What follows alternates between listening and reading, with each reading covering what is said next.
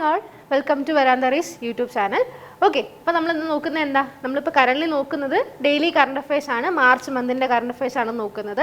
Okay, അപ്പോൾ ഇതുവരെയൊക്കെ ഉള്ളതെല്ലാം വൃത്തിക്ക് പഠിച്ചു പോയെന്നാണ് എൻ്റെ ഒരു വിശ്വാസം.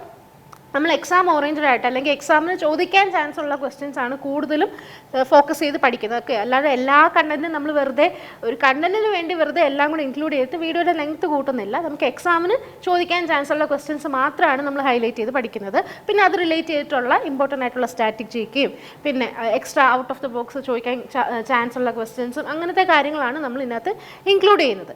ഓക്കെ, അപ്പം നമുക്ക് ഡെയിലി കറണ്ട് അഫയേഴ്സിൻ്റെ ഇന്നത്തെ എപ്പിസോഡിലോട്ട് നോക്കാം. ആദ്യത്തെ കണ്ടന്റ് എന്താണെന്ന് നോക്കാം.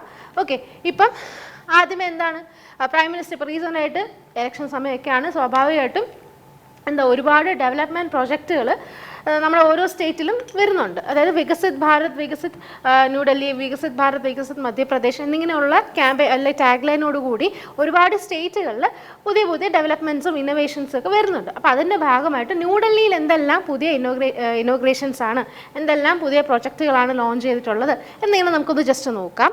ഓക്കെ, ഇപ്പോൾ പ്രൈം മിനിസ്റ്റർ നരേന്ദ്രമോദി ന്യൂഡൽഹിയിൽ വിസിറ്റ് ചെയ്തപ്പം അവിടെ ഒരു ഇവൻറ്റ് ഇനോഗ്രേറ്റ് ചെയ്തിട്ടുണ്ടായിരുന്നു. അതായത് ആ ഇവൻറ്റിൻ്റെ പ്രത്യേകത എന്താണെന്ന് ചോദിച്ചു കഴിഞ്ഞാൽ വേൾഡിലേക്ക് തന്നെ ആദ്യത്തെ ഏറ്റവും ബിഗ്ഗസ്റ്റ് ആയിട്ടുള്ളൊരു ടെക്സ്റ്റൈൽ ഇവൻ്റാണ്. ഓക്കെ, അപ്പോൾ സ്വാഭാവികമായിട്ടും ഇത് ഏത് ഇൻഡസ്ട്രിയെ ബൂസ്റ്റ് ചെയ്യാനായിരിക്കും? ടെക്സ്റ്റൈൽ ഇൻഡസ്ട്രിയെ ബൂസ്റ്റ് ചെയ്യാൻ വേണ്ടിയിട്ടും അതേപോലെ തന്നെ നമ്മുടെ ഈ പ്രധാനമന്ത്രി മോദിയുടെ ഒരു വിഷനുണ്ട്, 5F എന്ന് പറഞ്ഞിട്ടൊരു vision. Farm to fibre to factory to fashion to foreign. അതായത് ഫാം ടു ഫാഷൻ എന്നുള്ളൊരു ഐഡിയയോടുകൂടി അല്ലെങ്കിൽ ആ ഒരു തോട്ടോടുകൂടി ഇറക്കിയിട്ടുള്ളൊരു വിഷനാണ് 5F എന്ന് പറയുന്നത്. ആ 5F എന്തൊക്കെയാണ്? ഒന്ന് ഫാം ടു ഫൈബർ, പിന്നീട് ടു ഫാക്ടറി ടു ഫാഷൻ, പിന്നെ ഫോറിൻ. ഓക്കെ, നമ്മുടെ ഫാമിൽ നിന്ന് ഫൈബർ ആക്കുക, അത് പിന്നെ ഫാക്ടറിയിലാക്കുക, ആ ഫാക്ടറിയിൽ നിന്ന് ഫാഷൻ പ്രോഡക്ട്സുകൾ ഉണ്ടാക്കുക, അത് എന്നിട്ട് ഫോറിനിലോട്ട് എക്സ്പോർട്ട് ചെയ്യുക. ഈ ഒരു തോട്ടോടു കൂടി ക്രിയേറ്റ് ചെയ്തിട്ടുള്ള ഒരു വിഷനാണ് 5F എന്ന് പറയുന്ന വിഷൻ. അപ്പോൾ അതിനെ ബൂസ്റ്റ് ചെയ്യാൻ വേണ്ടിയിട്ടും അങ്ങനത്തെ കാര്യങ്ങളൊക്കെ മുന്നോട്ട് കൊണ്ടുവരാൻ വേണ്ടിയിട്ടും ഒരു ടെക്സ്റ്റൈൽ ഇവൻറ്റ് നമ്മുടെ ന്യൂഡൽഹിയിലെ ഭാരത് മണ്ഡപത്തിൽ നടന്നിട്ടുണ്ടായിരുന്നു. അതിൻ്റെ പ്രത്യേകത എന്താണെന്ന് ചോദിച്ചു കഴിഞ്ഞാൽ ലോകത്തിലേക്ക് തന്നെ ഇതുവരേക്കും നടന്നിട്ടുള്ള ഏറ്റവും വലിയൊരു ഏറ്റവും ബിഗ്ഗസ്റ്റ് ടെക്സ്റ്റൈൽ ഇവൻ്റാണ് റീസെൻ്റായിട്ട് ഇപ്പോൾ പ്രധാനമന്ത്രി നരേന്ദ്രമോദി ഇനോഗ്രേറ്റ് ചെയ്തിട്ടുണ്ടായിരുന്നത്. ഓക്കെ, 2 വെന്യൂവിലാണ്, ന്യൂഡൽഹിയിലാണ് നടന്നതെന്ന് ഞാൻ പറഞ്ഞു. ന്യൂഡൽഹിയിൽ തന്നെ 2 വെന്യൂവായിട്ടാണ് ഈ പറഞ്ഞിരിക്കുന്ന പ്രോഗ്രാം അല്ലെങ്കിൽ ഈ ഒരു ഇവൻറ്റ് നടന്നിട്ടുള്ളത്. ഏതൊക്കെയാണെന്ന് നോക്കാം. ഒന്ന് നമ്മൾ ഓൾറെഡി മെൻഷൻ ചെയ്ത പോലെ ഭാരത് മണ്ഡപത്തിലും പിന്നെ മറ്റെവിടെ യശോഭൂമിയിലുമാണ്. ഇത് രണ്ടും എന്ന് പറയുന്നത് നമ്മുടെ ഇന്ത്യയുടെ തന്നെ ഏറ്റവും ലാർജസ്റ്റ് ആയിട്ടുള്ള എക്സിബിഷൻ സെൻറ്റേഴ്സിലായിരിക്കും. അപ്പോൾ ലോകത്തിലേക്ക് തന്നെ ഇത്രയും വലിയൊരു ഇവൻറ്റ് നടക്കുമ്പം നമ്മുടെ ഇന്ത്യയിലെ ലാർജസ്റ്റ് ആയിട്ടുള്ള 2 എക്സിബിഷൻ സെൻറ്റേഴ്സാണ് ഭാരത് മണ്ഡപവും പിന്നെ ഒന്ന് യശോഭൂമി. ഇത് രണ്ടും പബ്ലിക് സെറമണി സെൻറ്റേഴ്സാണ്. ഓക്കെ, അപ്പോൾ ഇവിടെയാണ് നമ്മുടെ ലോകത്തിലെ ഏറ്റവും വലിയ ടെക്സ്റ്റൈൽ ഇവൻറ്റ് നടന്നത്. ഇനോഗ്രേറ്റ് ചെയ്തത് ആരാണ്? Prime minister നരേന്ദ്രമോദിയാണ്. ഓക്കെ, ഇനി ഈ പറയുന്ന ഭാരത് ടെക്സ് എന്നാണ് ഈ ഇവൻറ്റിൻ്റെ പേര് മറക്കരുത്. ഭാരത് ടെക്സ്, ടെക്സ്റ്റൈൽ ടെക്സ് ആണ്. ഭാരത് ടെക്സ് 2024. ഇത് ഏത് ഒരു തോട്ടിനെ ഇൻസ്പയർ ചെയ്തിട്ടാണ്? നമ്മൾ പറഞ്ഞായിരുന്നു PM മോദിയുടെ 5F എന്ന് പറഞ്ഞിട്ടുള്ള വിഷനെ ബേസ് ചെയ്തിട്ടാണ് ഈ പറയുന്ന ഒരു ഇവൻറ്റ് ഇതിൽ നിന്ന് ഇൻസ്പയർ ചെയ്തിട്ടാണ് ഭാരത് ടെക്സ് 2024 എന്ന് പറഞ്ഞിട്ടുള്ള ഒരു ഇവൻറ്റ് അവർ കണ്ടക്ട് ചെയ്തിട്ടുണ്ടായിരുന്നത്. ഓക്കെ, എന്തിനു വേണ്ടിയിട്ടായിരുന്നു ഈ 5F? എന്തിനു വേണ്ടിയിട്ട്? ഫാം ടു ഫാഷൻ അല്ലെങ്കിൽ ടു ഫോറിൻ എന്നുള്ള ഒരു ഐഡിയ. ഫാമിൽ നിന്ന് നമ്മൾ റോ പ്രൊഡക്ട്സ് എടുക്കുന്നു, എന്നിട്ടത് ഫൈബർ ആക്കുന്നു, എന്നിട്ടത് ഫാക്ടറിയിൽ കൊണ്ടുവന്നു. നെക്സ്റ്റ് സ്റ്റേജ് എന്താണ്? അത് ഫാഷൻ പ്രൊഡക്റ്റുകളാക്കുന്നു, ടെക്സ്റ്റൈൽസ് ആക്കുന്നു, എന്നിട്ടത് ഫോറിനിലോട്ട് എക്സ്പോർട്ട് ചെയ്യുന്നു. ഇത് ഇത്രയുമാണ് ആ ഒരു സൈക്കിൾ 5F ഡിനോട്ട് ചെയ്യുന്നത്. ഓക്കെ, അപ്പം ഈ ഒരു പടം ഒന്ന് മനസ്സിലും തറപ്പിച്ചേ, ഒന്ന് പതിപ്പിച്ചേ. അതായത് Bharat Tex 2024 Narendra Modi largest global textile fair in India മാത്രമല്ല ഇൻ വേൾഡും ഇത് തന്നെയാണ്. ഓക്കെ, ഇനി ഈ പറയുന്ന ഭാരത് ടെക്സ് 2024ൻ്റെ ഭാഗമായിട്ട് എന്തെല്ലാം പുതിയ ഇനിഷ്യേറ്റീവ്സ് ആണ് ലോഞ്ച് ചെയ്തിട്ടുള്ളത്, അല്ലെങ്കിൽ എന്തെല്ലാം പുതിയ പ്രൊജക്റ്റുകളാണ് വീണ്ടും ഇതിൻ്റെ ഭാഗമായിട്ട് വന്നിട്ടുള്ളത് നോക്കാം. ഒന്ന് ആദ്യം തന്നെ നോക്കുകയാണെങ്കിൽ ഇപ്പോൾ റീസെൻ്റായിട്ട് സ്ത്രീകളുടെ ഉന്നമനത്തിന് വേണ്ടിയിട്ട് ഒരുപാട് പ്രൊജക്റ്റുകൾ വരുന്നുണ്ട്. അപ്പം വിമൻ പവർ ഇൻ സിൽക്ക് എന്നുള്ളൊരു തീമോട് കൂടി തന്നെ ഒരു ഡോക്യുമെൻ്ററി ലോഞ്ച് ചെയ്തിട്ടുണ്ടായിരുന്നു. ഓക്കെ, അതായത് ഡോക്യുമെൻ്ററിയും അതുപോലെ തന്നെ ഒരുപാട് ബുക്കുകളും ഈ പറയുന്ന തീം എന്തായിരുന്നു? Theme women power in silk എന്ന് പറയുന്ന തീമിൻ്റെ ബേസിൽ ഒരുപാട് ബുക്കുകളും പിന്നെ ഡോക്യുമെൻ്ററിയും ഒക്കെ ലോഞ്ച് ചെയ്തിട്ടുണ്ടായിരുന്നു. ഇനി അടുത്ത് നോക്കാം, innovative business practice and economic models in textile value chain in India. അതായത് ഇന്ത്യ ടെക്സ് എന്ന് പറഞ്ഞിട്ടുള്ളൊരു പ്രോഗ്രാം അല്ലെങ്കിൽ ഒരു പ്രോജക്റ്റ് ലോഞ്ച് ചെയ്തിട്ടുണ്ടായിരുന്നു. ഇതും നമ്മുടെ ടെക്സ്റ്റൈൽ ഇൻഡസ്ട്രിയെ ബൂസ്റ്റ് ചെയ്യാൻ വേണ്ടി, അതായത് യുണൈറ്റഡ് നേഷൻ ഇനിഷ്യേറ്റീവ് എടുത്ത് നടത്തുന്ന ഒരു പ്രോജക്റ്റാണ് ഇന്ത്യ ടെക്സ് എന്ന് പറയുന്നത്. യുണൈറ്റഡ് നേഷൻ എൻവയൺമെൻറ്റ് പ്രോഗ്രാം മുന്നിൽ നിന്ന് കണ്ടക്ട് ചെയ്യുന്ന ഒരു പ്രോജക്റ്റാണ് ഇന്ത്യ ടെക്സ്. ഓക്കെ, ഈ ഒരു ഇവൻറ്റും അല്ലെങ്കിൽ ഇതും ഈ പ്രോഗ്രാമിൻ്റെ ഭാഗമായിട്ട് ഭാരത് ടെക്സ് 2024 ഭാഗമായിട്ട് ലോഞ്ച് ചെയ്തിട്ടുണ്ടായിരുന്നു. പേര് മറക്കരുത്, ഇന്ത്യ ടെക്സ് പ്രോജക്റ്റ്. ഓക്കെ, പിന്നീട് ഒരുപാട് നമ്മുടെ ഇന്ത്യയിൽ തന്നെ ടെക്സ്റ്റൈൽ സെക്ടറിലുള്ള സ്റ്റാർട്ടപ്പുകളൊക്കെ ഒന്ന് ബൂസ്റ്റ് ചെയ്യാൻ വേണ്ടിയിട്ട് അല്ലെങ്കിൽ ഇന്നോവേഷൻസ് ഒക്കെ ഒന്ന് എൻഹാൻസ് ചെയ്യാൻ വേണ്ടിയിട്ട് ഒരുപാട് പറയുന്നത് സ്റ്റാർട്ടപ്പ് ഇന്ത്യയും അതുപോലെ DPIIT കൂടെ ചേർന്നിട്ട് കുറേ പ്രോജക്റ്റുകളും ലോഞ്ച് ചെയ്തിട്ടുണ്ടായിരുന്നു. ഓക്കെ, അപ്പോൾ ഇത്രയും കാര്യങ്ങളാണ് നമ്മുടെ ഭാരത് ടെക്സ് 2024 ഭാഗമായിട്ട് വന്നിട്ടുള്ള പ്രൊജക്റ്റുകളും ഇനിഷ്യേറ്റീവ്സും. ഇനി അതാരാണ് ഇന്നോഗ്രേറ്റ് ചെയ്തിട്ടുണ്ടായിരുന്നത്, എവിടെ വെച്ചിട്ടാണ്, പിന്നെ ഇതിൻ്റെ മെയിൻ തീം എന്താണ്, അങ്ങനത്തെ കാര്യങ്ങളെല്ലാം നമ്മൾ ഡിസ്കസ് ചെയ്തിട്ടുണ്ടായിരുന്നു. ചോദിക്കാൻ ചാൻസ് ഉള്ളത് വേൾഡിലേക്കും ഏറ്റവും ബിഗ്ഗസ്റ്റ് ടെക്സ്റ്റൈൽ ഇവൻറ്റ് എവിടെ വെച്ച് നടന്നു അല്ലെങ്കിൽ ആര് ഇന്നോഗ്രേറ്റ് ചെയ്തു എന്നിങ്ങനെയുള്ള ക്വസ്റ്റ്യൻസ് ആണ് ചോദിക്കാൻ ചാൻസ് ഉള്ളത്. എവിടെ വെച്ചായിരുന്നു? ഭാരത് മണ്ഡപവും പിന്നെ യശോഭൂമിയിലും ആയിരുന്നു. ഓക്കെ, അടുത്ത് നോക്കാം. ഇനി ടെക്സ്റ്റൈൽ കമ്മിറ്റി തന്നെ ഈ പറയുന്ന ടെക്സ്റ്റൈൽ സെക്ടറിലുള്ള വീണ്ടും പുതിയൊരു ഇനിഷ്യേറ്റീവാണ് അല്ലെങ്കിൽ ഒരു പുതിയ പ്രൊജക്റ്റാണ്.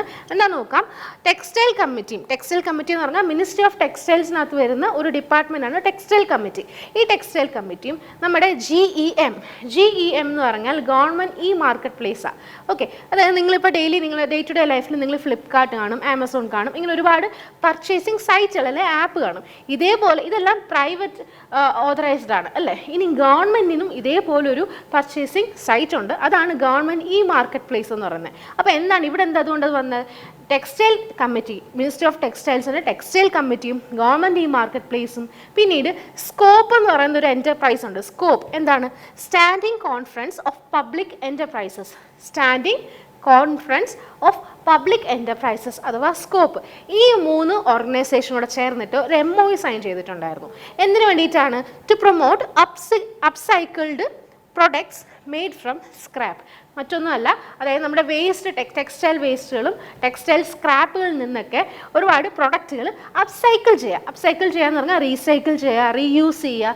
ഓക്കെ, അങ്ങനെ നമ്മുടെ ഇന്ത്യയിൽ തന്നെ അല്ലെങ്കിൽ നമ്മുടെ നേഷനിൽ ഈ റീസൈക്ലിംഗ് അല്ലെങ്കിൽ ഒരു മെറ്റീരിയൽ, ഒരു പ്രൊഡക്റ്റിൻ്റെ വാല്യൂ ഒന്നുകൂടെ ബൂസ്റ്റ് ചെയ്യാൻ വേണ്ടിയിട്ടാണ് ഈ അപ്സൈക്കിൾ ചെയ്യാൻ ഉദ്ദേശിക്കുന്നത്. ഓക്കെ, അങ്ങനെ ഓരോ പ്രൊഡക്റ്റുകൾ ടെക്സ്റ്റൈൽ വേസ്റ്റിൽ നിന്നും ടെക്സ്റ്റൈൽ സ്ക്രാപ്പിൽ നിന്നും ഒരുപാട് പുതിയ പ്രൊഡക്റ്റുകൾ അപ്സൈക്കിൾ ചെയ്യുക എന്നുള്ള ഒരു തോട്ട് പ്രൊമോട്ട് ചെയ്യാൻ വേണ്ടിയിട്ടാണ് ഈ പറയുന്ന 3 ഓർഗനൈസേഷൻ. ഏതൊക്കെയാണ്? ടെക്സ്റ്റൈൽ കമ്മിറ്റി, GEM, അതുപോലെ തന്നെ സ്കോപ്പ്. ഈ 3 ഓർഗനൈസേഷനും കൂടെ ചേർന്നിട്ട് MOU സൈൻ ചെയ്തേക്കുന്നത്. ക്ലിയർ അല്ലേ? ഇനി എന്തിനാണ് ഈ ഒരു MOU? എന്തിനാണ്? നമ്മൾ ഓൾറെഡി പറഞ്ഞിട്ടുണ്ടായിരുന്നു, ഈ പറയുന്ന വേസ്റ്റും സ്ക്രാപ്പിൽ നിന്ന് പുതിയ പ്രൊഡക്റ്റുകൾ അപ്സൈക്കിൾ ചെയ്യാൻ വേണ്ടിയിട്ട്. ഇങ്ങനെ അപ്സൈക്കിൾ ചെയ്യുന്നത് കൊണ്ട് എന്തായിരിക്കും? നമ്മളുടെ ഇന്ത്യയിലെ തന്നെ ടെക്സ്റ്റൈൽ സെക്ടർ വളരും, അല്ലെങ്കിൽ ഗ്ലോബൽ എക്കണോമി അല്ലെങ്കിൽ ഗ്ലോബൽ സർക്കുലേഷനിൽ നമ്മുടെ ഇന്ത്യ റെപ്രസെൻ്റ് ചെയ്യുന്ന ടെക്സ്റ്റൈൽ സെക്ടറും ആ ഒരു ലെവലിലേക്ക് എത്താൻ വേണ്ടിയിട്ടാണ് ഇങ്ങനത്തെ പുതിയ ഇനിഷ്യേറ്റീവ്സ് ഒക്കെ കൊണ്ടുവരുന്നത്.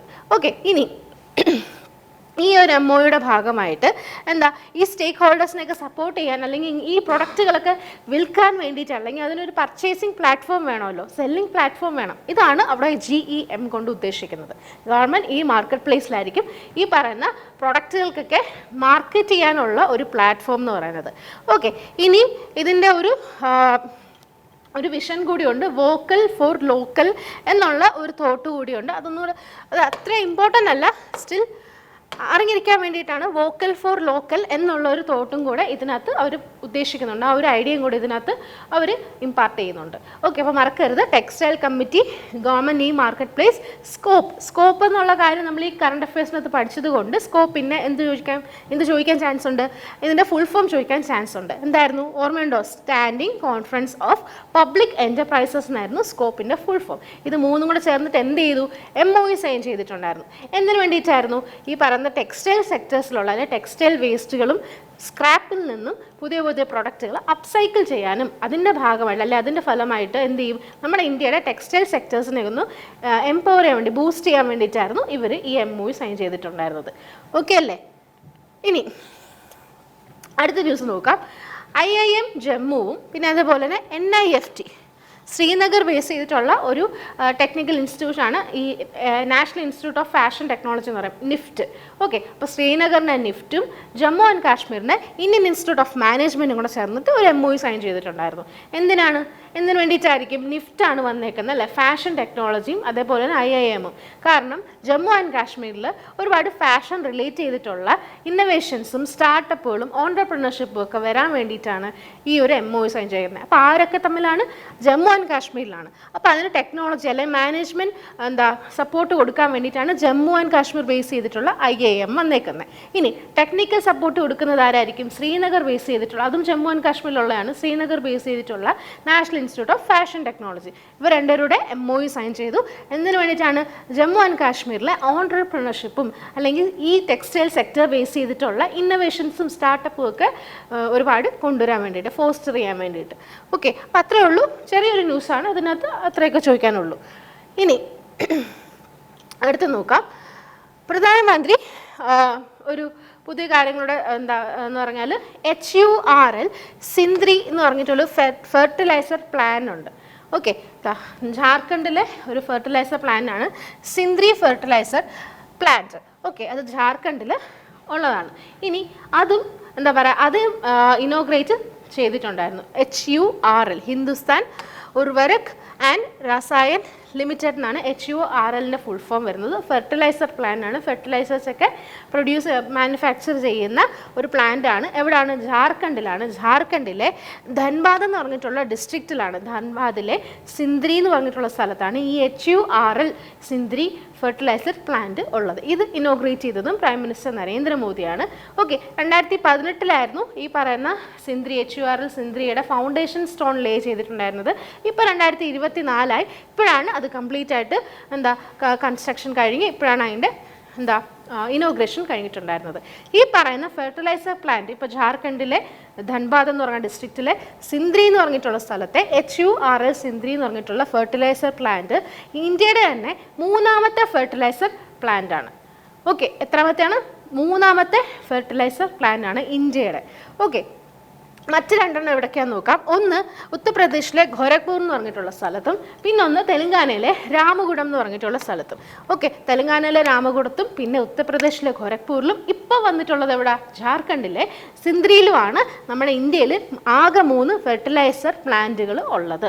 ഓക്കെ, മറക്കരുതേ. ഇപ്പോൾ ജാർഖണ്ഡിൽ ഫെർട്ടിലൈസർ പ്ലാന്റ് വന്നു. ക്വസ്റ്റ്യൻ ചോദിക്കുന്നത് ചിലപ്പം ഇന്ത്യയിൽ ഇൻ ടോട്ടൽ എത്ര ഫെർട്ടിലൈസർ പ്ലാന്റുകളുണ്ട് എന്നായിരിക്കും ചോദിക്കുന്നത്.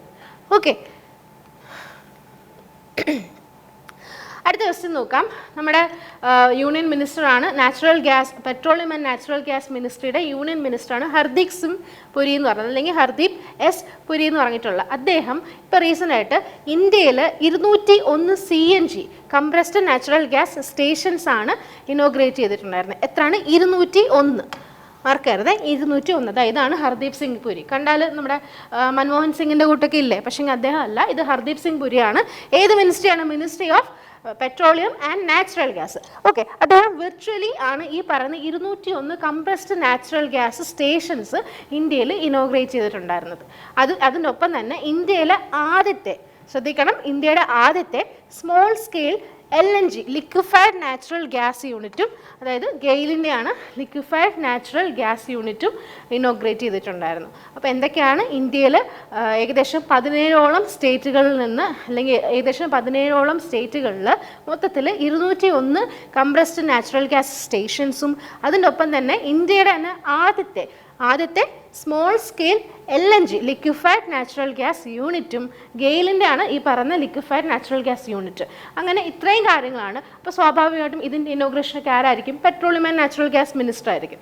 ഓക്കെ, അതിൻ്റെ യൂണിയൻ മിനിസ്റ്റർ ആയിട്ടുള്ള ഹർദീപ് സിംഗ് പുരിയാണ് ഇത്രയും കാര്യങ്ങൾ ഇനോഗ്രേറ്റ് ചെയ്തിട്ടുണ്ടായിരുന്നത്. ഓക്കെ, ഇനി അടുത്ത് നോക്കാം. മിനിസ്ട്രി ഓഫ് കോർപ്പറേറ്റ് അഫയേഴ്സിൻ്റെ ന്യൂസാണ്. Okay, ministry of corporate affairs ഇപ്പോൾ പുതിയതായിട്ടൊരു കാര്യം അല്ലെങ്കിൽ പുതിയതായിട്ടൊരു അമെൻമെൻറ്റ് കൊണ്ടുവന്നിട്ടുണ്ട്. ഓക്കെ, എന്താന്ന് നോക്കാം. ഈ ഫിഗർ ഒന്ന് നോക്കിയേ, അതായത് കണ്ടോ പെനാൽറ്റി കൊടുക്കുന്നതിന് ആ ഒരു സൈനാണ് കൊടുത്തേക്കുന്നത്. പിന്നെ ഇതാരെയാണ് കാണിച്ചേക്കുന്നത്? Competition commission of India. അപ്പം നിങ്ങളോട് ഞാൻ ഓൾറെഡി പറഞ്ഞിട്ടുണ്ട് എന്താണ് കോമ്പറ്റീഷൻ കമ്മീഷൻ ഓഫ് ഇന്ത്യ. ഏതെങ്കിലും രണ്ട് ഓർഗനൈസേഷൻ തമ്മിലോ രണ്ട് എൻറ്റിറ്റി തമ്മിലോ അക്വസിഷൻ നടക്കണമെങ്കിൽ അതിൻ്റെ അപ്രൂവൽ ഗ്രാൻഡ് ചെയ്യാൻ ഇന്ത്യയിൽ ഒരൊറ്റ ഓർഗനൈസേഷൻ അല്ലെങ്കിൽ ഒരൊറ്റ ഇൻസ്റ്റിറ്റ്യൂഷന് മാത്രമേ റൈറ്റ് ഉള്ളൂ. അതാണ് നമ്മുടെ competition commission of India. Okay, ഇനി ഈ കോമ്പറ്റീഷൻ കമ്മീഷൻ ഓഫ് ഇന്ത്യക്ക് കുറച്ച് റൈറ്റുകളുണ്ടല്ലോ, കുറച്ച് അധികാരങ്ങളൊക്കെ ഉണ്ടല്ലോ. അതിനകത്ത് കുറച്ച് ഭേദഗതികളാണ് ഇപ്പോൾ റീസെൻ്റ് ആയിട്ട് മിനിസ്ട്രി ഓഫ് കോർപ്പറേറ്റ് അഫയേഴ്സ് കൊണ്ടുവന്നിട്ടുള്ളത്. അതായത് സെക്ഷൻ 20, സെക്ഷൻ 35, സെക്ഷൻ 40 പ്രകാരം കോമ്പറ്റീഷൻ കമ്മീഷൻ ഓഫ് ഇന്ത്യക്ക് എന്ത് ചെയ്യാൻ പറ്റും? ഈ പറയുന്ന കുറച്ച് കമ്പനികൾക്ക് പെനാൽറ്റി ഇമ്പോസ് ചെയ്യാൻ പറ്റും. ഇനി എന്ത് ചെയ്യുമ്പോഴാണ് അല്ലെങ്കിൽ എന്തിൻ്റെ ബേസിലാണ് ഈ പെനാൽറ്റി ഇമ്പോസ് ചെയ്യുന്നത്? ഇൻ കേസ് ചില കമ്പനികൾക്ക്, അതായത് ഈ മത്സരത്തിൽ ഈ കോമ്പറ്റീഷൻ, ഈ പറയുന്ന എക്കണോമി അല്ലെങ്കിൽ കമ്പനീസ് തമ്മിലുള്ള കോമ്പറ്റീഷൻ ഉണ്ടല്ലോ, ഗ്ലോബൽ കോമ്പറ്റീഷനൊക്കെ ഉണ്ടല്ലോ. അപ്പോൾ അതിനകത്ത് ഈ മത്സരം അട്ടിമറിക്കുന്ന രീതിയിൽ അല്ലെങ്കിൽ മാറ്റിമറിക്കുന്ന രീതിയിൽ എന്തെങ്കിലും പ്രവൃത്തി ഒരു കമ്പനി ചെയ്യുവാണെങ്കിൽ അവരുടെ ഗ്ലോബൽ ടേൺ ഓവറിൻ്റെ, അവരുടെ എക്കണോമിക് ടേൺ ഓവറിൻ്റെ 30% ഈ പറയുന്ന കോമ്പറ്റീഷൻ കമ്മീഷൻ ഓഫ് ഇന്ത്യക്ക് പെനാൽറ്റി ഇമ്പോസ് ചെയ്യാൻ റൈറ്റ് ഉണ്ട്. ഇപ്പോൾ ശ്രദ്ധിക്കുക, ഇപ്പോൾ എനിക്കൊരു കമ്പനി ഉണ്ടെന്ന് വിചാരിച്ചോ. ഓക്കെ, അപ്പോൾ എനിക്ക് അത്യാവശ്യം നല്ല ടേൺ ഓവർ ഉള്ള ഒരു കമ്പനിയാണ്, ഗ്ലോബൽ ടേൺ ഓവർ അല്ലെങ്കിൽ ഗ്ലോബൽ ലിസ്റ്റിലുള്ള ഒരു കമ്പനി എനിക്കുണ്ടെന്ന് വിചാരിച്ചു. അപ്പം അത് ആ ഒരു കോമ്പറ്റീഷൻ ഉണ്ടല്ലോ, ഈ പറയുന്ന എക്കണോമിക് കമ്പനി തമ്മിലുള്ള കോമ്പറ്റീഷനകത്ത് എൻ്റെ കമ്പനി, ഞാൻ എന്തെങ്കിലും മത്സരത്തെ അട്ടിമറിക്കുന്ന രീതിയിൽ എന്തെങ്കിലും പ്രവൃത്തി ചെയ്തെന്ന് വിചാരിച്ചു എൻ്റെ കമ്പനി മുന്നോട്ട് കൊണ്ടുവരാൻ വേണ്ടിയിട്ട്. അപ്പോൾ എൻ്റെ കമ്പനിക്ക് എന്ത് ചെയ്യാൻ പറ്റും? എൻ്റെ കമ്പനിയെ എന്ത് ചെയ്യാൻ പറ്റും? കോമ്പറ്റീഷൻ കമ്മീഷൻ ഓഫ് ഇന്ത്യക്ക് പെനാൽറ്റി ഇമ്പോസ് ചെയ്യാൻ പറ്റും. എത്ര ശതമാനം വരെയാണ്? എൻ്റെ ഗ്ലോബൽ ടേൺ ഓവർ എത്രയാണോ അതിൻ്റെ 30% വരെ ആയിരിക്കും എന്നിൽ അല്ലെങ്കിൽ എൻ്റെ കമ്പനിയിൽ ഇമ്പോസ് ചെയ്യുന്ന പെനാൽറ്റി. ഓക്കെ, അപ്പോൾ ഇതിൻ്റെ റൈറ്റാണ് ഇപ്പോൾ കോമ്പറ്റീഷൻ കമ്മീഷൻ ഓഫ് അല്ലെങ്കിൽ CCIക്ക് ഇപ്പോൾ പുതുതായിട്ട് മിനിസ്ട്രി ഓഫ് കോർപ്പറേറ്റ് അഫയേഴ്സ് കൊടുത്തിട്ടുള്ള പുതിയ റൈറ്റ് എന്ന് പറയുന്നത്. ഓക്കെ, ഇങ്ങനെ പെനാൽറ്റി ഇമ്പോസ് ചെയ്യാനുള്ള റൈറ്റാണ് ഇപ്പോൾ പുതുതായിട്ട് CCIക്ക് കിട്ടിയിട്ടുള്ളത്. ഓക്കെ, അപ്പോൾ ഇത്രയും കാര്യങ്ങളാണ് ഇതിനകത്ത് പറയുന്നത്. ഇതിനകത്ത് ആ ശതമാനം ഒന്ന് ഓർത്തിരിക്കണം. 30% ഗ്ലോബൽ ടേൺ ഓവറിൻ്റെ 30% വരെ പെനാൽറ്റി പിഴ ഈടാക്കാൻ പറ്റുന്നതായിരിക്കും. ഓക്കെ, ഏതൊക്കെ കമ്പനീസാണ്? ഇൻ കേസ് കോമ്പറ്റീഷനൊക്കെ ഡിസ്റ്റോർട്ട് ചെയ്യാൻ പറ്റുന്ന അല്ലെങ്കിൽ മാനിപ്പുലേറ്റ് ചെയ്യാൻ പറ്റുന്ന അങ്ങനെ ചെയ്യുന്ന കമ്പനികൾക്ക് ആണ് ഈ പറയുന്ന പെനാൽറ്റി ഇമ്പോസ് ചെയ്യുന്നത്. അതിനുള്ള റൈറ്റാണ് ഇപ്പോൾ റീസണായിട്ട് CCIക്ക് കിട്ടിയിട്ടുള്ളത്. ഈ റൈറ്റ് കൊടുക്കാൻ ആർക്കേ അവകാശമുള്ളൂ? ഇതൊക്കെ മിനിസ്ട്രി ഓഫ് കോർപ്പറേറ്റ് അഫയേഴ്സിനകത്ത് വരുന്നത്. അപ്പോൾ ആ പറയുന്ന മിനിസ്ട്രി ഓഫ് കോർപ്പറേറ്റ് അഫയേഴ്സ് ആണ് CCIക്ക് ഈ റൈറ്റ് കൊടുത്തിട്ടുള്ളത്. ഓക്കെ അല്ലേ? ഈ പടം ഒന്ന് മനസ്സിൽ വിചാരിച്ചേ. കോമ്പറ്റീഷൻ കമ്മീഷൻ ഓഫ് ഇന്ത്യ, അതുപോലെ തന്നെ പെനാൽറ്റി ഇമ്പോസ് ചെയ്യുന്നു, ഇങ്ങനത്തെ കാര്യങ്ങളൊക്കെ ഒന്ന് വിചാരിച്ച് വെക്കുക. ഓക്കെ, മിനിസ്ട്രി ഓഫ് കോർപ്പറേറ്റ് അഫയേഴ്സിനകത്ത് വരുന്ന കാര്യങ്ങളാണ്. ഇനി അടുത്തത് വളരെ ഇമ്പോർട്ടൻ്റ് ആയിട്ടൊരു ന്യൂസാണ്. നിങ്ങളിപ്പോൾ റീസെൻ്റായിട്ട് കേട്ടിട്ടുള്ളൊരു കാര്യമാണ്. ഈ സെർവിക്കൽ ക്യാൻസർ കോമ്പാറ്റ് ചെയ്യാൻ വേണ്ടിയിട്ട് കുറച്ച് കാര്യങ്ങളൊക്കെ പുതിയ വാക്സിനേഷൻസ് വരുന്നുണ്ട്, അല്ലെങ്കിൽ പുതിയ ചികിത്സാ രീതികൾ വരുന്നുണ്ട്. ഇതിൻ്റെ ഭാഗമായിട്ട് കുറേ ഓർഗനൈസേഷൻസ് എന്ത് ചെയ്യുന്നു? കുറേ MOU സൈൻ ചെയ്യുന്നുണ്ട്, അല്ലെങ്കിൽ കുറേ എമൗണ്ട് ഇതിന് വേണ്ടിയിട്ട് മാറ്റി വെക്കുന്നു. ഓക്കെ, ഇങ്ങനെ കുറേ കാര്യങ്ങൾ നിങ്ങളിപ്പോൾ റീസെൻ്റായിട്ട് കാണുന്നല്ലേ, കേട്ട് വരുന്നുണ്ട്. അപ്പോൾ അതിനോട് അല്ലെങ്കിൽ അതുപോലത്തെ ഒരു പുതിയ ന്യൂസാണ് നമ്മൾ നോക്കുന്നത്. WB എന്ന് പറയുമ്പോൾ എന്താ? വേൾഡ് ബാങ്കാണ്. ഒരിക്കലും തെറ്റിദ്ധരിക്കരുത്, വെസ്റ്റ് ബംഗാളാണെന്നൊന്നും വിചാരിക്കരുത്. അത് വേൾഡ് ബാങ്കാണ്. വേൾഡ് ബാങ്കും bill and Melinda Gates, okay, നമ്മുടെ ഏകദേശം ഒട്ടുമിക്ക എല്ലാ വാക്സിൻസിൻ്റെയും ഫൗണ്ടേഷൻ അല്ലെങ്കിൽ ടോപ്പ് ബോഡി എന്ന് പറയുമ്പോൾ ഏകദേശം ബിൽ ആൻഡ് മെലിൻഡ ഗേറ്റ്സ് ആയിരിക്കും, ആ ഒരു ഫൗണ്ടേഷൻ ആയിരിക്കും. അപ്പോൾ നമ്മൾ പറഞ്ഞു വന്നത് വേൾഡ് ബാങ്കും ബിൽ ആൻഡ് മെലിൻഡ ഗേറ്റ്സും പിന്നീട് യൂണിസെഫ്. ഓക്കെ, ചിൽഡ്രൻ ബേസ് ചെയ്തിട്ടുള്ള കുട്ടികളെ, മെയിനായിട്ട് പെൺകുട്ടികളെയാണ് ഈ ടാർഗറ്റ് ചെയ്യുന്നത്. അപ്പോൾ യൂണിസെഫും ഇതിനകത്ത് പങ്കെടുക്കുന്നതായിരിക്കും. അപ്പോൾ ഏതൊക്കെയാണ്? വേൾഡ് ബാങ്ക്, പിന്നെ bill and Melinda Gates foundation, പിന്നീട് എന്താണ്? യൂണിസെഫ്. ഇവർ 3 പേരോട് ചേർന്നിട്ട് ഒരു പ്ലഡ്ജ് എടുത്തു. എന്തായിരിക്കും ആ പ്ലഡ്ജ്? അതായത് ഏകദേശം 600 അപ്രോക്സിമേറ്റ് ആണ്, ഏകദേശം $600 മില്യൺ ഇവർ ഈ 3 ഓർഗനൈസേഷനോട് ചേർന്നിട്ട് സ്വരൂപിക്കും. എന്തിനു വേണ്ടിയിട്ടാണ്? പെൺകുട്ടികളിലുള്ള സെർവിക്കൽ ക്യാൻസർ എലിമിനേറ്റ് ചെയ്യാൻ വേണ്ടിയിട്ട്, അല്ലെങ്കിൽ അത് കോമ്പാറ്റ് ചെയ്യാൻ വേണ്ടിയിട്ട്, ആ ഒരു എയിമിന് വേണ്ടിയിട്ടാണ് ഈ 3 ഓർഗനൈസേഷൻ. ഏതൊക്കെ 3 ഓർഗനൈസേഷനാണ്? വേൾഡ് ബാങ്ക് ഉണ്ട്, ബിൽ ആൻഡ് മെലിൻഡ ഗേറ്റ്സ് ഉണ്ട്, പിന്നീട് യൂണിസെഫ് ഉണ്ട്. ചിൽഡ്രൻ ഫണ്ട് അല്ല, യുണൈറ്റഡ് നേഷൻ്റെ ഭാഗമായിട്ട് വരുന്നതാണ്, അപ്പോൾ യൂണിസെഫും വരും. അപ്പോൾ ഈ 3 ഓർഗനൈസേഷനോട് പ്ലഡ്ജ് ചെയ്തിട്ടുണ്ട്. ഏകദേശം എത്രയാണ്? 600 മില്യൺ USD ആണ് ഈ സെർവിക്കൽ ക്യാൻസർ, കുട്ടികളിലെ സെർവിക്കൽ ക്യാൻസർ എലിമിനേറ്റ് ചെയ്യാൻ വേണ്ടിയിട്ട് വാക്സിനായിട്ടോ അല്ലെങ്കിൽ ട്രീറ്റ്മെൻറ്റിന് വേണ്ടിയിട്ടോ ഇതിനൊക്കെ കൂടിയിട്ട് 600 മില്യൺ USD അവർ പ്ലഡ്ജ് ചെയ്ത് വെക്കുന്നത്. ഓക്കെ, ഇനി ഇതിൽ ഓരോരോ ഓർഗനൈസേഷൻ, 3 ഓർഗനൈസേഷൻ ഉണ്ട്, ഓരോരുത്തരുടെയും കോൺട്രിബ്യൂഷൻ എത്രയാണെന്ന് നോക്കാം. വേൾഡ് ബാങ്ക് വന്നിട്ട് 400 മില്യൺ USD ആണ് മാറ്റി വെക്കുന്നത്. 3 വർഷത്തേക്കാണ് ഇവർ ഈ 400 മില്യൺ USD ഫണ്ട് ചെയ്യുന്നത്. ആര്? World bank. ഇനി അടുത്തത് ബിൽ ആൻഡ് മെലിൻഡ ഗേറ്റ്സ് ഉണ്ടല്ലോ, അവരുടെ കോൺട്രിബ്യൂഷൻ വന്നിട്ട് 180 മില്യൺ USD ആണ്. ഓക്കെ, ഇനി ലാസ്റ്റ് യൂണിസെഫ് ആണ്. യൂണിസെഫിൻ്റെ 10 മില്യൺ USD ആണ്. ഓക്കെ, മറക്കരുത്, വേൾഡ് ബാങ്ക് ആണ് ഏറ്റവും കൂടുതൽ കോൺട്രിബ്യൂട്ട് ചെയ്യുന്നത്, 400 മില്യൺ USDയും. അതിനുശേഷം ബിൽ ആൻഡ് മെലിൻഡ ഗേറ്റ്സ് വന്നിട്ട് 180 മില്യൺ USDയും. ലാസ്റ്റിൽ യൂണിസെഫ് എല്ലാവർക്കും അറിയാലോ, യുണൈറ്റഡ് നേഷൻ ചിൽഡ്രൻസ് ഫണ്ട് എന്നാണ് പറയുന്നത്. യൂണിസെഫ് വന്നിട്ട് 10 മില്യനും ആണ് കോൺട്രിബ്യൂട്ട് ചെയ്യുന്നത്. അങ്ങനെ ഇൻ ടോട്ടൽ ഓൾമോസ്റ്റ് ഒരു അപ്രോക്സിമേറ്റ് ആയിട്ട് 600 മില്യൺ ആണ് ഈ പറയുന്ന 3 ഓർഗനൈസേഷനും. എന്തിനു വേണ്ടിയിട്ടാണ്? ഈ സെർവിക്കൽ ക്യാൻസേഴ്സ്, പെൺകുട്ടികളിലെ സെർവിക്കൽ ക്യാൻസേഴ്സ് തടയാൻ വേണ്ടിയിട്ട് അല്ലെങ്കിൽ എലിമിനേറ്റ് ചെയ്യാൻ വേണ്ടിയിട്ട് അവർ കോൺട്രിബ്യൂട്ട് ചെയ്തിട്ടുണ്ടായിരുന്നത്. ഓക്കെ, ഇനി അറിയാലോ, ഏകദേശം 10 തൊട്ട് 14 വയസ്സ് വരെയുള്ള പെൺകുട്ടികൾക്ക് ഈ പറയുന്ന വാക്സിനേഷൻ കൊടുക്കും. ഓക്കെ, പാപ്പിലോമ വൈറസ് എന്ന് പറഞ്ഞിട്ടുള്ള ഒരു ഹ്യൂമൻ പാപ്പിലോമ വൈറസ് എന്ന് പറഞ്ഞിട്ടുള്ളൊരു വാക്സിനേഷനാണ് കൊടുക്കുന്നത്. ഒട്ടുമിക്ക ഓൾറെഡി ഒരുപാട് എക്കണോമിക്കലി സ്ട്രോങ് ആയിട്ടുള്ള ഒരുപാട് രാജ്യങ്ങളിൽ ഓൾറെഡി ഇംപ്ലിമെൻറ്റ് ചെയ്തിട്ടുണ്ടായിരുന്നു. ഓക്കെ, ഇനി എന്താണ് ഇതിൻ്റെ ഒരു മറ്റൊരു കാര്യങ്ങളുണ്ട്. Global cervical cancer elimination forum advancing the call to action എന്നുള്ള ഒരു കോൺഫറൻസും ഇപ്പോൾ റീസെൻ്റായിട്ട് കൊളംബിയയിൽ നടന്നിട്ടുണ്ടായിരുന്നു. ഓക്കെ, ഇങ്ങനെ ഒരുപാട് രാജ്യങ്ങൾ അല്ലെങ്കിൽ ഒരുപാട് ഓർഗനൈസേഷൻസ് കുട്ടികളിലെ സെർവിക്കൽ ക്യാൻസേഴ്സ് വരാതിരിക്കാനോ അല്ലെങ്കിൽ അത് സ്ക്രീനിങ് ചെയ്യാനോ അല്ലെങ്കിൽ അതിന് തക്കതായിട്ടുള്ള ട്രീറ്റ്മെൻറ്റ് കൊടുക്കാനും ഇങ്ങനെ ഒരുപാട് എയിമോട് കൂടിയിട്ട് ഇങ്ങനെ ഒട്ടുമിക്ക രാജ്യങ്ങളും ഒട്ടുമിക്ക ഓർഗനൈസേഷൻസും കുറേ ഫണ്ട് റേസ് ചെയ്യുന്നുണ്ട്. ഓക്കെ, ഇപ്പോൾ പടം ഓർത്തിരിക്കുക, യൂണിസെഫ് ഉണ്ട്, ഫോർ എവറി ചൈൽഡ്. ഓക്കെ, അടുത്തത് bill and Melinda Gates foundation ഉണ്ട്, അടുത്തത് വേൾഡ് ബാങ്ക് ഉണ്ട്. ഇത് എന്ത് ചെയ്തു? സെർവിക്കൽ ക്യാൻസേഴ്സ് തടയാൻ വേണ്ടിയിട്ട് സെർവിക്കൽ ക്യാൻസർ തടയാൻ വേണ്ടിയിട്ട് പുതിയ ഒരു MOU അല്ലെങ്കിൽ 600 മില്യൺ USD പ്ലഡ്ജ് ചെയ്തിട്ടുണ്ടായിരുന്നു. ഓക്കെ, മറക്കരുത്, അതിനകത്ത് വേൾഡ് ബാങ്കിൻ്റെ കോൺട്രിബ്യൂഷൻ 400ഉം ബിൽ ആൻഡ് മെലിൻഡയുടെ 180യും യൂണിസെഫിൻ്റെ 10ഉം, അങ്ങനെ അപ്രോക്സിമേറ്റ് ആയിട്ട് 600 മില്യൺ USD ആണ് ഇവരുടെ ടോട്ടൽ കോൺട്രിബ്യൂഷൻ എന്ന് പറയുന്നത്. ഓക്കെ, ഇനി പിന്നീട് ഇതിനകത്ത് ചോദിക്കാൻ ചാൻസ് ഉള്ള ഈ പറയുന്ന കമ്മിറ്റി അല്ല conference, global cervical cancer elimination forum advancing the call to action എന്ന് പറയുന്ന കോൺഫറൻസ് എവിടെയാണ് നടന്നത്? കൊളംബിയയിലാണ് നടന്നിട്ടുണ്ടായിരുന്നത്. മറക്കരുത്, കൊളംബിയയിലാണ്. ഇത് ലാസ്റ്റ് സെൻറ്റൻസ് ആണ്, അതുകൊണ്ട് ആരും ശ്രദ്ധിക്കാതെ പോരുത്. കൊളംബിയയിൽ നടന്നിട്ടുള്ളൊരു കോൺഫറൻസ് ആണ്, ഈ ഒരു സെയിം എയിമോട് കൂടി തന്നെയാണ്.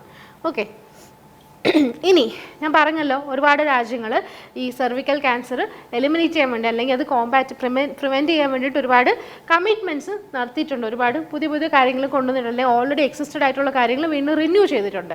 എന്തൊക്കെയാണെന്ന് നോക്കാം.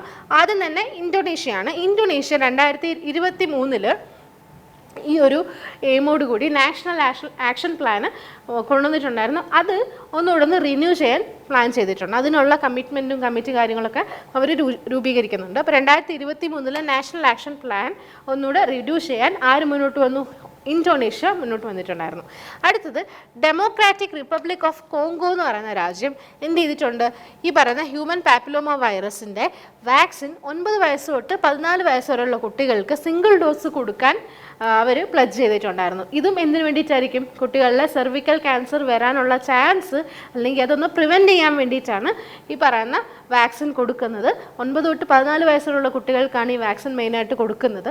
ഇനി എന്തിനു വേണ്ടിയിട്ടാണ് സിംഗിൾ ഡോസാണ് കൊടുക്കുന്നത്? ഇതിന് ഏത് രാജ്യമാണ് മുന്നോട്ട് വന്നേക്കുന്നത്? Democratic republic of Congo. Okay, അടുത്തത് എത്യോപ്യയുടെ കാര്യമാണ്. എത്യോപ്യ എന്താ പറഞ്ഞേക്കുന്നത്? 95% 14 വയസ്സ് വരെയുള്ള ആ രാജ്യത്തെ 14 വയസ്സ് വരെയുള്ള കുട്ടികൾക്ക് 2024 അവിടുത്തെ 95% പെൺകുട്ടികൾക്കും ഈ പറയുന്ന HPV human papilloma virus vaccination കൊടുക്കാനും അതേപോലെ സെർവിക്കൽ ക്യാൻസർ ഉണ്ടെന്ന് സ്ക്രീനിങ് ചെയ്യാനും ഉണ്ടെങ്കിൽ അതിനനുസരിച്ചുള്ള ട്രീറ്റ്മെൻറ്റ് കൊടുക്കാനും എത്യോപ്യ പറഞ്ഞിട്ടുണ്ട്. അവർ തരുന്ന പ്രോമിസ് എത്രയാണ്? 2024 അല്ലെങ്കിൽ 2024 എൻഡോടുകൂടി 14 വയസ്സുള്ള പെൺകുട്ടികളിൽ ഏകദേശം 95% പെൺകുട്ടികൾക്കും ഈ പറയുന്ന ട്രീറ്റ്മെൻറ്റ് അല്ലെങ്കിൽ ഇതിനുള്ള സ്ക്രീനിങ്ങിൽ അവരെ വിധേയരാക്കും. ഓക്കെ, ഇനി അടുത്തത് നൈജീരിയ ആണ്. അപ്പോൾ ഇന്തോനേഷ്യ കഴിഞ്ഞു, കോങ്കോ കഴിഞ്ഞു, ഇത്യോപ്യ കഴിഞ്ഞു, ലാസ്റ്റ് വന്നിട്ട് നൈജീരിയ ആണ്. നൈജീരിയ എന്താ പറഞ്ഞേക്കുന്നത്? അവരും HPV human papilloma virus vaccine programme conduct ചെയ്യും എന്നുള്ള ഒരു അജണ്ട അവർ മുന്നോട്ട് വെച്ചിട്ടുണ്ട്. ഇനി ഏകദേശം 2026 ആകുമ്പോഴത്തേക്ക് ഓൾമോസ്റ്റ് ഒരു 80% പെൺകുട്ടികൾക്കാണ് ഇവർ അല്ലെങ്കിൽ 80% പെൺകുട്ടികളെ ഈ കവറേജ് അല്ലെങ്കിൽ ഈ ഒരു വാക്സിൻ കവറേജ് 80% പെൺകുട്ടികളിലും ഈ ഒരു വാക്സിൻ നടപ്പിലാക്കും അല്ലെങ്കിൽ കൊടുക്കും എന്നുള്ള രീതിയിലാണ് നൈജീരിയ മുന്നോട്ട് വെച്ചേക്കുന്നത്. അപ്പോൾ മറക്കരുത്, നൈജീരിയ വന്നിട്ടുണ്ട്, Ethiopia, republic of Congo, Indonesia. മുമ്പേ നമ്മൾ കണ്ടത് വേൾഡ് ബാങ്കും യൂണിസെഫും ബിൽ ആൻഡ് മെലിൻഡ ഗേറ്റ്സ് ഫൗണ്ടേഷനും ഇൻ ടോട്ടൽ $600 million ആണ് അവർ ഈ സെർവിക്കൽ ക്യാൻസർ കോമ്പാറ്റ് ചെയ്യാൻ വേണ്ടിയിട്ട് പ്ലഡ് ചെയ്തിട്ടുണ്ടായിരുന്നത്. ഓക്കെ, അടുത്തത് ബാങ്കിങ് ആസ്പിറൻസിനെ സംബന്ധിച്ചിട്ടുള്ള ഒരു ഇമ്പോർട്ടൻറ്റ് ന്യൂസാണ്. അതായത് RBI അറിയാമല്ലോ, നമ്മുടെ സുപ്രീം ബാങ്കാണ് RBI എന്ന് പറയുന്നത്. RBIയും ഇന്തോനേഷ്യയുടെ ബാങ്കാണ് ബാങ്ക് ഇന്തോനേഷ്യ എന്ന് പറയും. Bank Indonesia. അപ്പോൾ RBIയും ബാങ്ക് ഇന്തോനേഷ്യയും കൂടെ ചേർന്നിട്ട് ഒരു MOU സൈൻ ചെയ്തിട്ടുണ്ട്, അല്ലെങ്കിൽ ഒരു എന്താ പറയുക ഒരു എഗ്രിമെൻറ്റ് സൈൻ ചെയ്തിട്ടുണ്ടായിരുന്നു. എന്തിനു വേണ്ടിയിട്ടാണ്? ഇതിൽ രണ്ട് രാജ്യങ്ങളാണ്. ഈ രണ്ട് രാജ്യങ്ങളും തമ്മിലുള്ള ക്രോസ് ബോർഡർ ട്രാൻസാക്ഷൻസ് ഒക്കെ ഉണ്ടല്ലോ.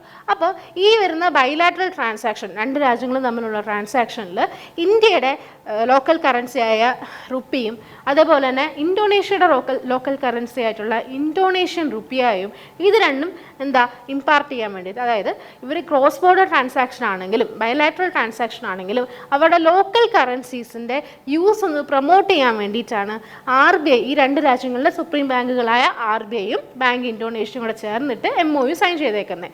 ഓക്കെ, ക്ലിയർ ആയല്ലോ? എന്തിനു വേണ്ടിയിട്ടാണ്? RBI വന്നിട്ടുണ്ട്, RBIയും ബാങ്ക് ഇന്തോനേഷ്യയും കൂടെ ചേർന്നിട്ട് MOU സൈൻ ചെയ്തിട്ടുണ്ട്. എന്തിനാണ്? ഇത് രണ്ട് രാജ്യങ്ങളിലെ സുപ്രീം ബാങ്കാണ്. ഓക്കെ, അപ്പോൾ ഈ രണ്ട് രാജ്യങ്ങളുടെ ലോക്കൽ കറൻസിയുടെ യൂസ് ഒന്ന് പ്രൊമോട്ട് ചെയ്യാൻ വേണ്ടിയിട്ടാണ്. എപ്പോഴത്തെ യൂസ്?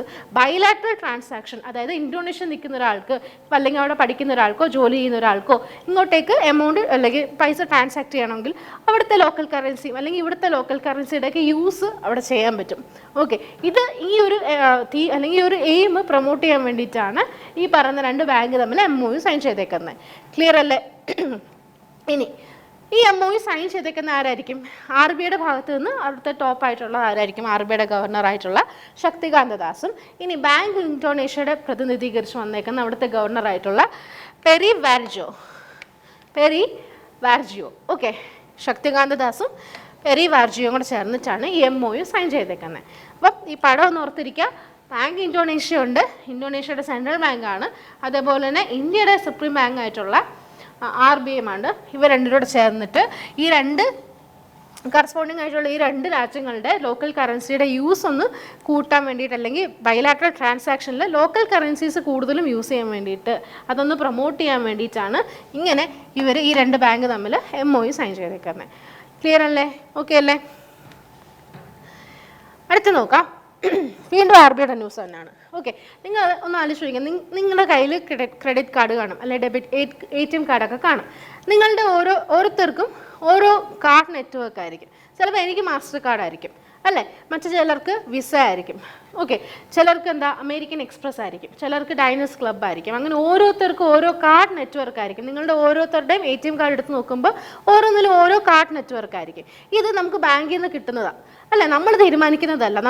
നമ്മുടെ കാർഡ് ഏത് നെറ്റ്വർക്ക് യൂസ് ചെയ്തിട്ടാണ് വർക്ക് ചെയ്യുന്നത്. ചിലർക്ക് റൂപേ ആയിരിക്കും. ഓക്കെ, പക്ഷെങ്കിൽ RBI ഒരു പുതിയ നിയമം കൊണ്ടുവന്നിട്ടുണ്ട്, ഒരു കാർഡ് റൂളിലൊരു അമെൻമെൻറ്റ് കൊണ്ടുവന്നിട്ടുണ്ട്. അതായത് നമ്മൾ കൺസ്യൂമേഴ്സിന് എന്ത് ചെയ്യാൻ പറ്റും? നമ്മളുടെ കാർഡിൻ്റെ നെറ്റ്വർക്ക് ചൂസ് ചെയ്യാൻ പറ്റും.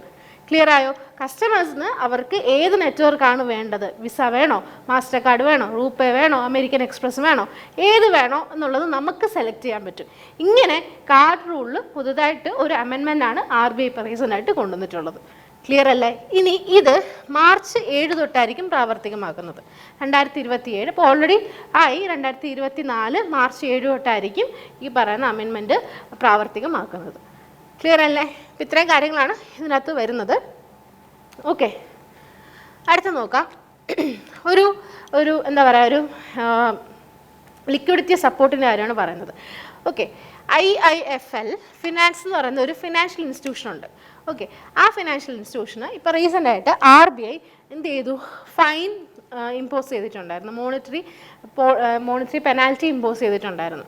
ഓക്കെ, അപ്പം അത് എന്താ പറയുക, ചില ബാങ്ക് അല്ലെങ്കിൽ RBIയുടെ എന്തെങ്കിലുമൊക്കെ റെഗുലേഷൻസ് ഒബേ ചെയ്യാത്തതുകൊണ്ടായിരിക്കാം ഒരുപക്ഷെ ഈ പറയുന്ന IIFL ഇതൊരു ബാങ്കിങ് ഫിനാൻഷ്യൽ ഇൻസ്റ്റിറ്റ്യൂഷനാണ്. ഓക്കെ, അപ്പോൾ അവർക്ക് പെനാൽറ്റി RBI ഇമ്പോസ് ചെയ്തിട്ടുണ്ടായിരുന്നു.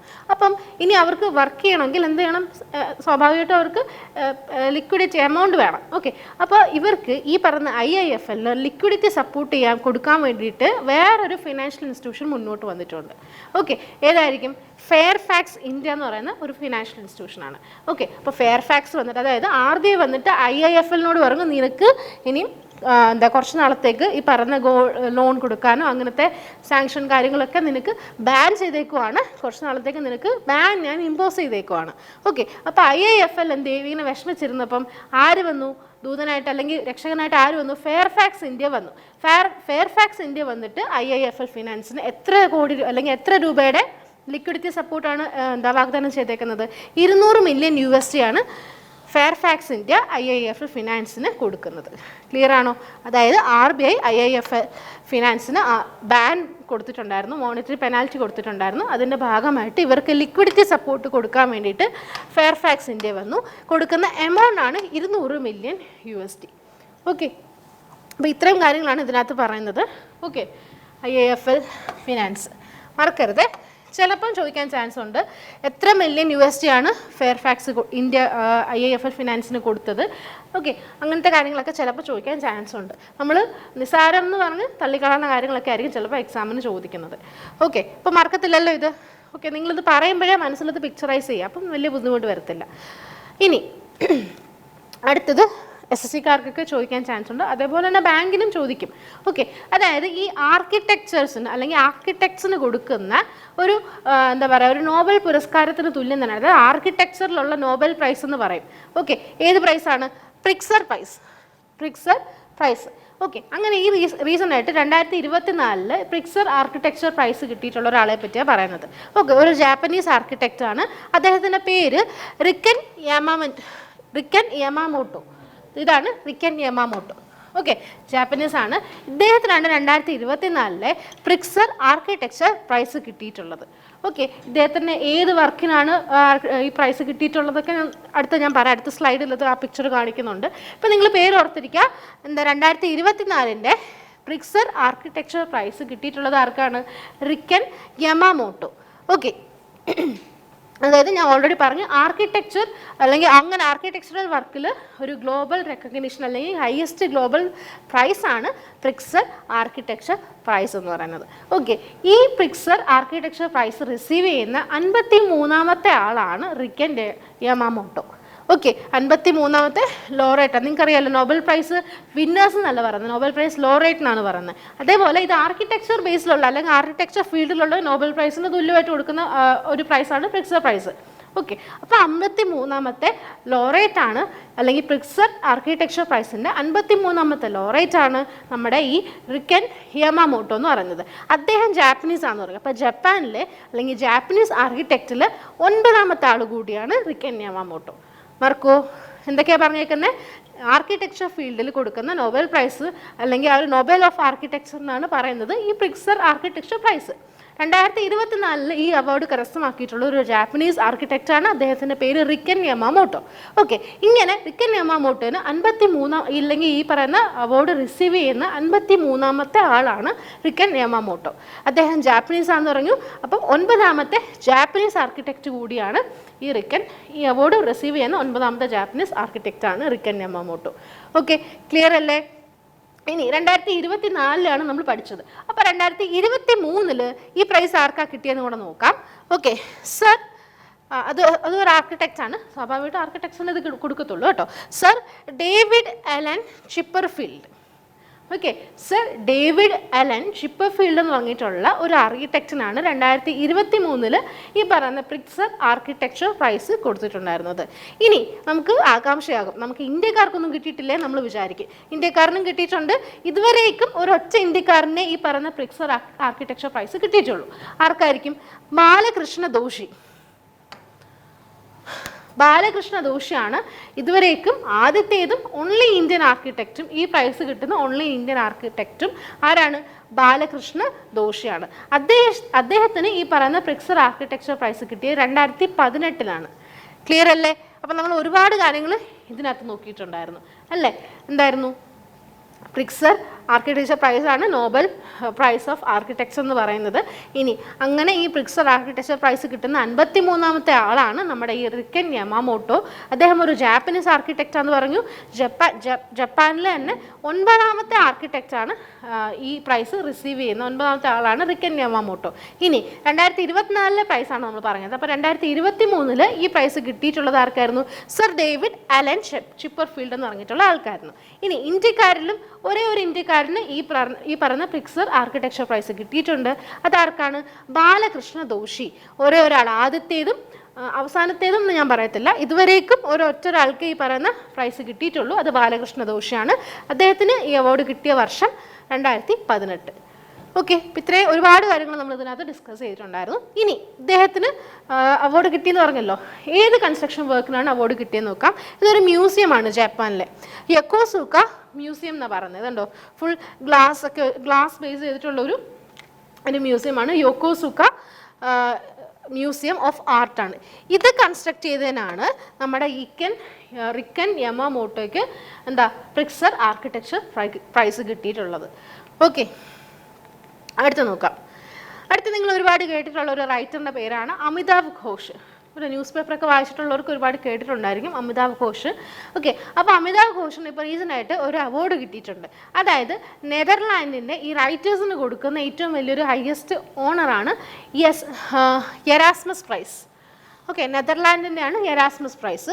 ഈ പ്രൈസ് കിട്ടുന്ന ഒരു ഇന്ത്യൻ റൈറ്ററാണ് ഈ പറയുന്ന അമിതാവ് ഘോഷ്. ഓക്കെ, അദ്ദേഹം ഇപ്പോൾ റീസെൻ്റായിട്ട് ക്ലൈമറ്റ് ചേഞ്ചിനെ പറ്റിയിട്ടും അല്ലെങ്കിൽ നമ്മുടെ എർത്ത് പ്ലാനറ്റ് അനുഭവിക്കുന്ന ഒരുപാട് ക്ലൈമറ്റ് ക്രൈസിസ് ഒക്കെ ഉണ്ട്, ഇതിനെ പറ്റിയിട്ടൊക്കെ ഒരുപാട് റൈറ്റിങ്സ് അദ്ദേഹം ചെയ്യുന്നുണ്ടായിരുന്നു. അപ്പോൾ ഇതിൻ്റെ ബേസിലാണ് 2024 നെതർലാൻഡിൻ്റെ ലിറ്ററേച്ചർ ബേസ് ചെയ്തിട്ടുള്ള ഹയസ്റ്റ് പ്രൈസാണ് എറാസ്മസ് പ്രൈസ്. അത് കരസ്ഥമാക്കിയിട്ടുള്ള ഇന്ത്യൻ റൈറ്ററാണ് അമിതാവ് ഘോഷ്. ഓക്കെ, ഇതാണ് അമിതാവ് ഘോഷ്. ക്ലിയർ അല്ലേ? ഇനി ഇദ്ദേഹത്തിന് ഏത് തീമിലാണ് എറാസ്മസ് പ്രൈസ് കിട്ടിയെന്ന് നോക്കാം. Imagining the unthinkable. ഓർത്തിരിക്കുക, ഇമ്പോർട്ടൻ്റ് ആണ്. ഇമാജിനിങ് ദ അൺതിങ്കബിൾ എന്നുള്ള തീമിനാണ് ഇദ്ദേഹത്തിന് നെതർലാൻഡിൻ്റെ ഇപ്രാവശ്യത്തെ എറാസ്മസ് പ്രൈസ് കിട്ടിയിട്ടുള്ളത്. ഓക്കെ, നമ്മൾ പറയുവാണെങ്കിൽ ഇദ്ദേഹത്തിൻ്റെ ഐബിസ് ട്രയോളജി എന്ന് പറഞ്ഞിട്ടുള്ളൊരു ഫേമസ് ബുക്കുണ്ട്. ഓക്കെ, സീ ഓഫ് പോപ്പീസ് 2008 ഇറങ്ങിയിരിക്കുന്നത്. River of smoke 2011. അതുപോലെ തന്നെ ഫ്ലഡ് ഓഫ് ഫയർ 2015. എന്ന് പറഞ്ഞാൽ പോപ്പി കൾട്ടിവേഷൻ, നമ്മുടെ ഇന്ത്യയിലെ കൊളോണിയലിസം വന്നിട്ടുള്ള സമയത്തേക്ക് പോപ്പി കൾട്ടിവേഷനും ഒപ്പിയം കൾട്ടിവേഷനും അങ്ങനത്തെ കാര്യങ്ങളൊക്കെ ഉണ്ടായിരുന്നുണ്ട്. അതിൻ്റെ ബേസ് ചെയ്തിട്ട് ഉള്ള ബുക്കാണ് ഈ പറഞ്ഞ സീ ഓഫ് പോപ്പീസും പിന്നെ river of smoke, flood of fire 2008, 2011, 2015 വർഷങ്ങളിൽ അല്ലെങ്കിൽ എഴുതിയിട്ടുള്ള ബുക്കാണ്. ഇതിനാണ് നമ്മൾ ഐബിസ് ട്രയോളജി എന്ന് പറയുന്നത്. ഓക്കെ, ഇനി ഈ ബുക്ക് ഇത് മെയിനായിട്ട് ഇദ്ദേഹം ഫേമസ് ആയിട്ടുള്ളത് ഈ ഐബിസ് ട്രയോളജിയിലാണ്. ഓക്കെ, അപ്പം ഇത്രയും കാര്യങ്ങളാണ് ഇതിനകത്ത് പറയുന്നത്. പേര് മറക്കരുത്, നെതർലാൻഡിൻ്റെയാണ് എറാസ്മസ് പ്രൈസ്. പ്രീമിയം എറാസ്മിയനിയം ഫൗണ്ടേഷനാണ് ഈ പറയുന്ന പ്രൈസ് പ്രസൻറ്റ് ചെയ്യുന്നത്. ഓക്കെ, ഇനി അമിതാവ് ഘോഷിന് കിട്ടിയിട്ടുള്ള അച്ചീവ്മെൻറ്റ്സും അവാർഡ്സും നോക്കാം. ഇതൊക്കെ SSCക്ക് ചോദിക്കാൻ ചാൻസ് ഉള്ളതാണ്. ഇദ്ദേഹമാണ് ഫസ്റ്റ് ഇംഗ്ലീഷ് ലാംഗ്വേജ് റൈറ്റർ. അത് ഇന്ത്യയുടെ ആദ്യത്തെ ഇംഗ്ലീഷ് ലാംഗ്വേജ് റൈറ്റർ കൂടിയാണ്. ഈ പറയുന്ന ജ്ഞാനപീഠ അവാർഡ് കരസ്ഥമാക്കിയിട്ടുള്ള ഇന്ത്യയിലെ ആദ്യത്തെ ഇംഗ്ലീഷ് ലാംഗ്വേജ് റൈറ്ററാണ് അമിതാവ് ഘോഷ്. ഓക്കെ, അപ്പോൾ അദ്ദേഹത്തിന് ജ്ഞാനപീഠം കിട്ടിയ വർഷം കൂടെ അറിഞ്ഞിരിക്കുക. 2018 അദ്ദേഹത്തിന് ജ്ഞാനപീഠം പ്രൈസ് കിട്ടിയിട്ടുള്ളത്.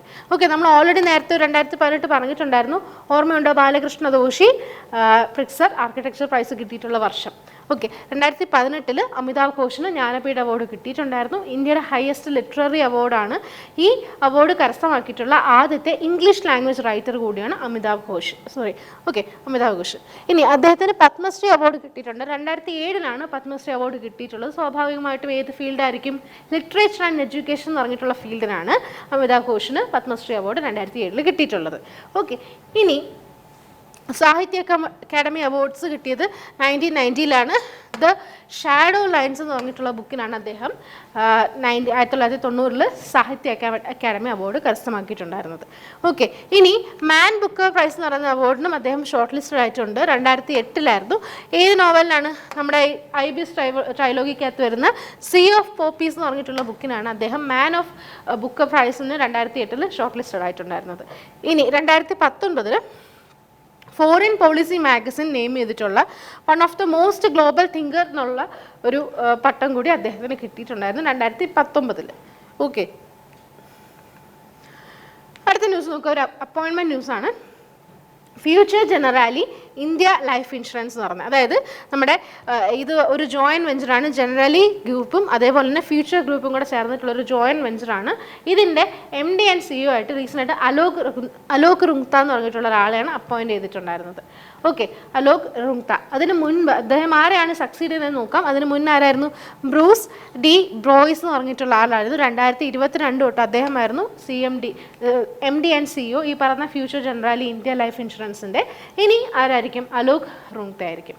ഓക്കെ, പേര് മാത്രം ഓർത്തിരിക്കുക. 2024 ഏപ്രിൽ 1 തൊട്ടായിരിക്കും ഇദ്ദേഹത്തിൻ്റെ പവർ എഫക്റ്റീവ് ആവുന്നത്. ഓക്കെ, അടുത്തത് അറിയാമല്ലോ, ശ്രീലങ്കയുടെ നേരത്തെ പ്രസിഡൻ്റ് ആയിരുന്നു. ശ്രീലങ്കയുടെ പ്രസിഡന്റിനെ പറ്റി പറഞ്ഞപ്പോഴാണ് നമ്മൾ നേരത്തെ ബാങ്ക് ഓഫ് ഇന്തോനേഷ്യയുടെ കാര്യം പറഞ്ഞിട്ടുണ്ടായിരുന്നു. ഇന്തോനേഷ്യയിൽ റീസണായിട്ട് പ്രസിഡന്റിൻ്റെ അപ്പോയിൻമെൻറ്റ് നമ്മൾ നേരത്തെ പറഞ്ഞിട്ടുണ്ടായിരുന്നു. ഓർമ്മയുണ്ടോ? ജോക്കോ വിഡോഡെ ആയിരുന്നു അവിടുത്തെ പ്രസിഡന്റ്. ഇപ്പോഴത്തെ പ്രസിഡന്റും അദ്ദേഹം തന്നെയാണ്. പക്ഷെങ്കിൽ 2024 ഒക്ടോബർ ആകുമ്പോഴത്തേക്ക് പ്രബോവോ സുബിയാൻറ്റോ ആണ് ഇനി അവിടുത്തെ 8ാമത്തെ പ്രസിഡന്റായിട്ട് ചുമതല ഏൽക്കുന്നത്. നമ്മൾ ഓൾറെഡി ഡിസ്കസ് ചെയ്തായിരുന്നു.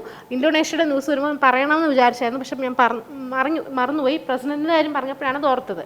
ഓക്കെ, അപ്പോൾ ശ്രീലങ്കയുടെ എക്സ് പ്രസിഡൻ്റാണ് ഈ പറയുന്ന രാജപക്ഷ അഥവാ ഗോട്ടാബയ രാജപക്ഷ എന്ന് പറയുന്നത്. അദ്ദേഹം ഒരു ബുക്ക് എഴുതിയിട്ടുണ്ടായിരുന്നു. അതിൻ്റെ പേരാണ് the conspiracy to oust me from the presidency. The conspiracy to oust me from the presidency എന്ന് പറഞ്ഞിട്ടുള്ള ഒരു ബുക്കായിരുന്നു. അത് എഴുതിയത് ശ്രീലങ്കയുടെ എക്സ് പ്രൈം മിനിസ്റ്റർ ആയിട്ടുള്ള ഗോട്ടാബയ രാജപക്ഷയാണ്. ഓക്കെ, ഇദ്ദേഹം ശ്രീലങ്കയുടെ 7ാമത്തെ എക്സിക്യൂട്ടീവ് പ്രസിഡൻ്റ് ആയിരുന്നു. 2019 തൊട്ട് 2022 വർഷത്തിലായിരുന്നു അദ്ദേഹം ശ്രീലങ്കയുടെ പ്രസിഡൻ്റ് ആയിരുന്നത്. 7ാമത്തെ എക്സിക്യൂട്ടീവ് പ്രസിഡൻ്റാണ്. ഓക്കെ, ഇതാണ് ആ ബുക്ക്. ഇതാണ് ഗോട്ടാബയ രാജപക്ഷ എന്ന് പറഞ്ഞിട്ടുള്ള ആൾ. Okay, the conspiracy to oust me from the presidency. Last ന്യൂസാണ്, UPയുടെ ഒരു ന്യൂസാണ്. യുപിയുടെ CM ആരാണ്? യോഗി ആദിത്യനാഥാണ് അല്ലേ. അദ്ദേഹം ഇപ്പോൾ റീസെൻ്റായിട്ട് പുതുതായിട്ടൊരു ഒരു സ്കീം അല്ലെങ്കിൽ ഒരു പ്രോഗ്രാം ലോഞ്ച് ചെയ്തിട്ടുണ്ടായിരുന്നു. മ്യൂവ എന്ന് പറയും. MUവ എന്നും വേണേൽ പറയാം, മ്യൂവ എന്നും പറയാം. ഓക്കെ, MUവ എന്താണ്? മുഖ്യമന്ത്രി യുവ ഉദ്യമി വികാസ് അഭിയാൻ. ഓക്കെ, എന്തായിരിക്കും യുവ എന്ന് പറയുമ്പോൾ നിങ്ങൾക്ക് എന്തായാലും മനസ്സിലാവുമല്ലോ. അതായത് ആ സ്റ്റേറ്റിലെ യുവാക്കൾ അല്ലെങ്കിൽ സ്കിൽഡ് ആയിട്ടുള്ള ആൾക്കാർക്ക് അല്ലെങ്കിൽ എഡ്യൂക്കേറ്റഡ് ആയിട്ടുള്ള ആൾക്കാർക്ക് ഓൺടർപ്രണർഷിപ്പ് തുടങ്ങാൻ വേണ്ടിയിട്ട് അല്ലെങ്കിൽ എൻ്റർപ്രൈസസോ ഇന്നോവേഷൻസോ സ്റ്റാർട്ടപ്പും കാര്യങ്ങളൊക്കെ തുടങ്ങാൻ വേണ്ടിയിട്ട് ഒരു പ്രൊമോഷൻ, ഒരു സ്കില്ല് കൊടുക്കുക, സ്കിൽ ഇമ്പാർട്ട് ചെയ്ത് കൊടുക്കുക.